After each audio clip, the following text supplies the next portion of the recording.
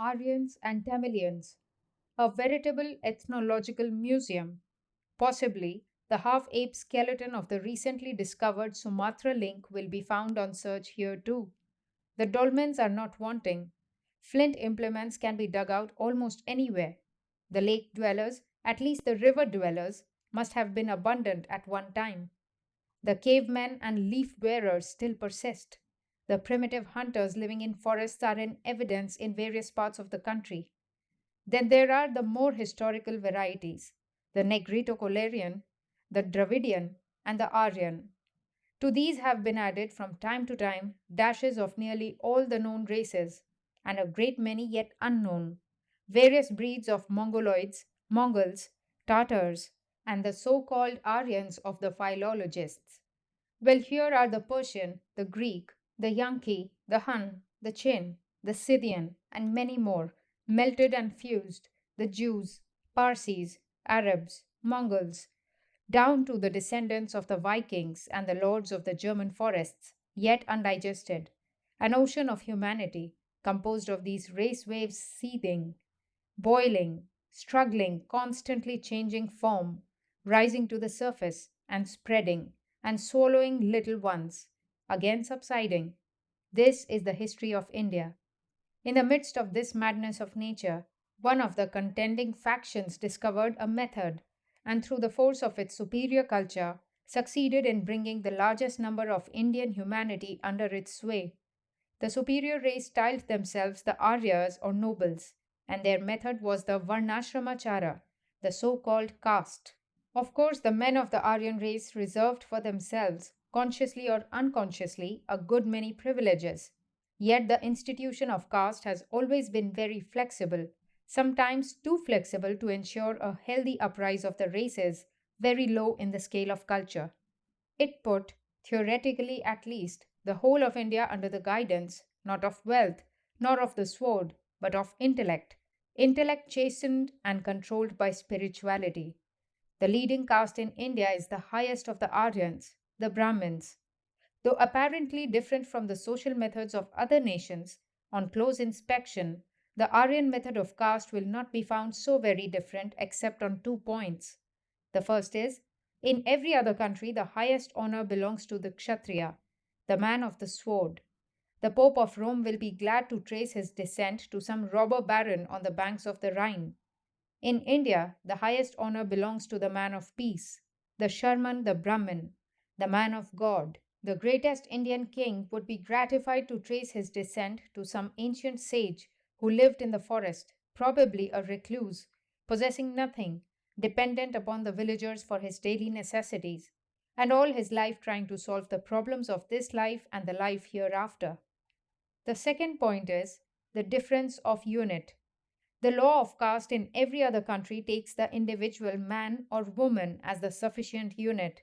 Wealth, power, intellect, or beauty suffices for the individual to leave the status of birth and scramble up to anywhere he can. Here, the unit is all the members of a caste community. Here, too, one has every chance of rising from a low caste to a higher or the highest. Only in this birthland of altruism, one is compelled to take his whole caste along with him.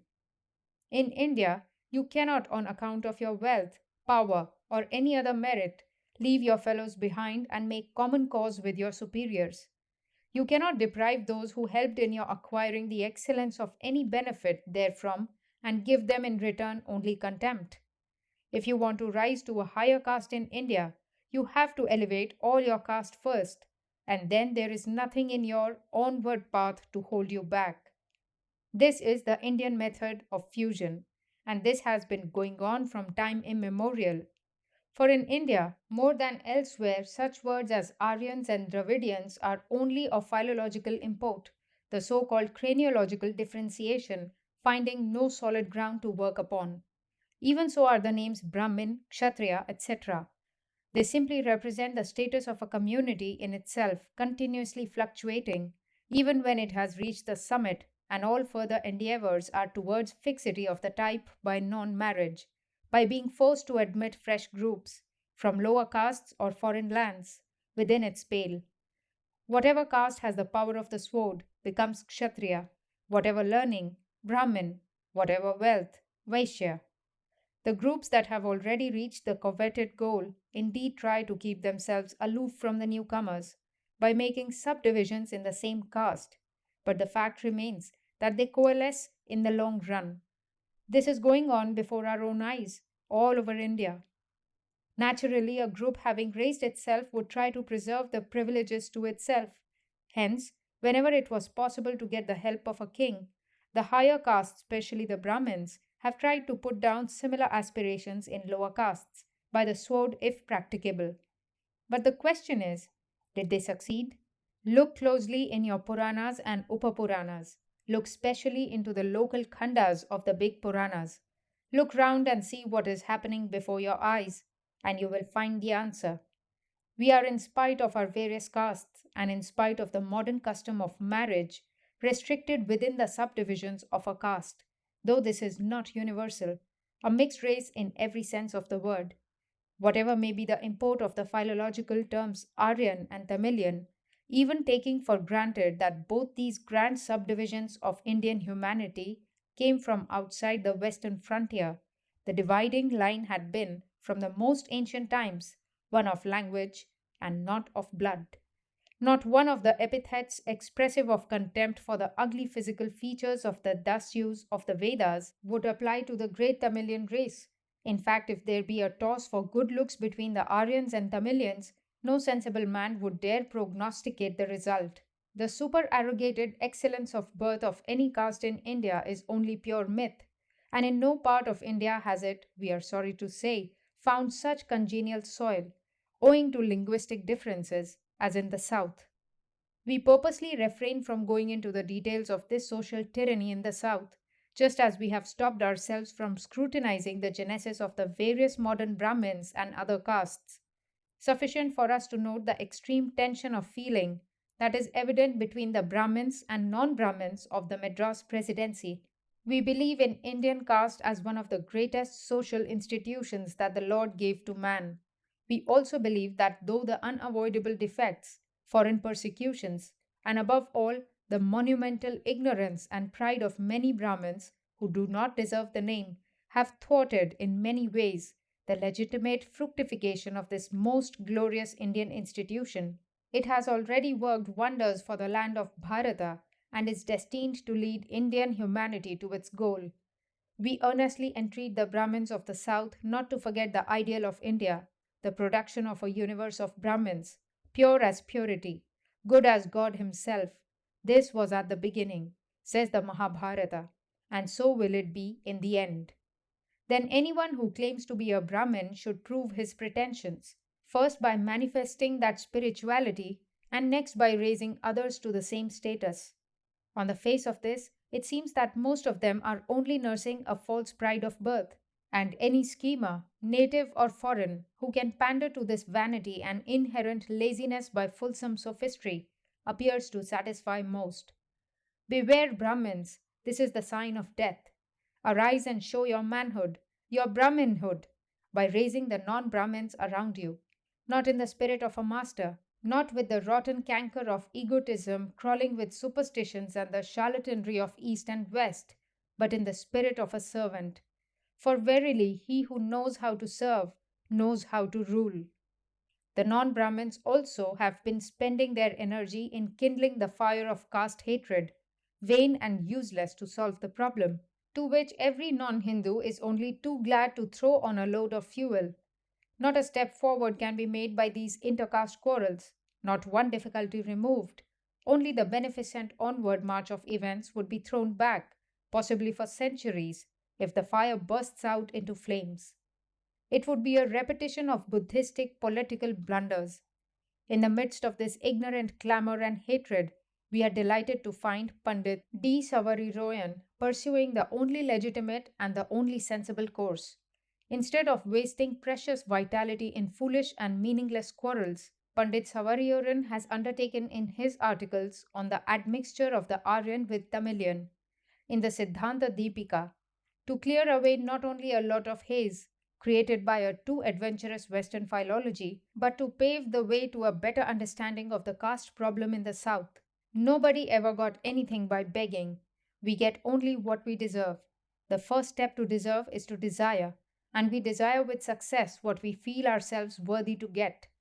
A gentle yet clear brushing off of the cobwebs of the so called Aryan theory and all its vicious corollaries is therefore absolutely necessary, especially for the South, and a proper self respect created by a knowledge of the past grandeur of one of the great ancestors of the Aryan race, the great Tamilians. We stick, in spite of Western theories, to that definition of the word Arya, which we find in our sacred books, and which includes only the multitude we now call Hindus. This Aryan race, itself a mixture of two great races, Sanskrit speaking and Tamil speaking, applies to all Hindus alike. That the Shudras have in some smritis been excluded from this epithet means nothing, for the Shudras were and still are only the waiting Aryans, Aryas in novitiate. Though we know Pandit Savarioran is walking over rather insecure ground, though we differ from many of his sweeping explanations of Vedic names and races, yet we are glad that he has undertaken the task of beginning a proper investigation into the culture of the great mother of Indian civilization. If the Sanskrit speaking race was the father, we are glad also that he boldly pushes forward the Accato Sumerian racial identity of the ancient Tamilians, and this makes us proud of the blood of the great civilization which flowered before all others, compared to whose antiquity the Aryans and Semites are babies.